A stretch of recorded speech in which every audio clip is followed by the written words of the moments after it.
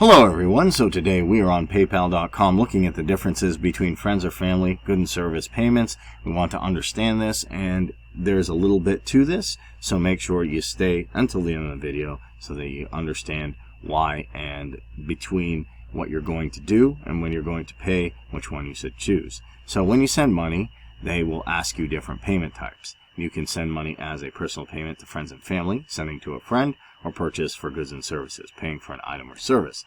Now sometimes we gloss over this, sometimes we don't look at that and we just say, hey, I want to send the payment, but there is a difference.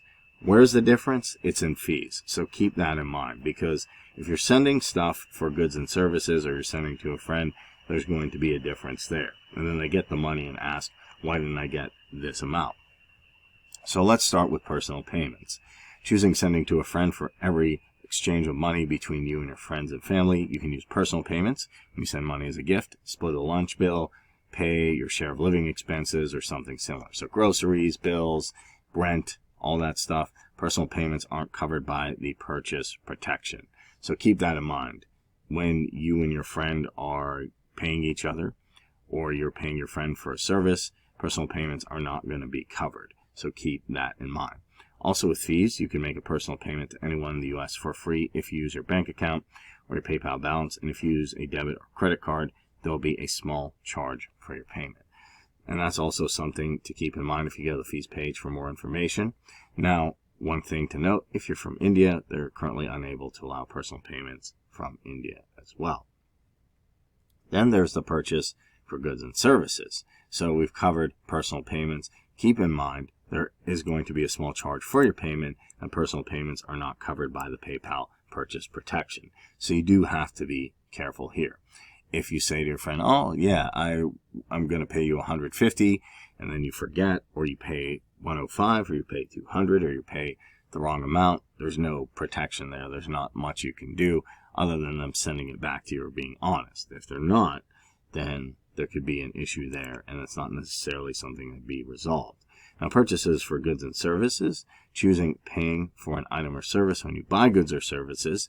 You can use this type of payment when you pay for an item that you want at an auction. So something like eBay.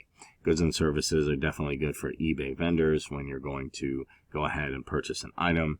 If you buy merchandise or products online, if you download a digital item, maybe you're buying a course, maybe you're buying an SaaS or a subscription to that or something similar. Now, the big difference is they do cover eligible goods and services under the PayPal purchase protection. And that's the biggest thing. So you have to ask yourself, when you're sending a payment, not just to say, hey, I'm going to send a payment, but do I need the PayPal purchase protection for this? Like if I'm going to go ahead and buy goods, like I'm going to go buy a t-shirt, I'm going to go buy actual merchandise, I'm going to buy something electronic online, then I definitely want the goods and services. If I do it as a personal payment, then I can't use the PayPal protection program and I'm out of luck. And that can cause a real issue. So the best thing to do is to make sure that when you are paying for goods or services, physical items or even digital items, coming from a vendor or a merchant, that you use the purchase goods and services.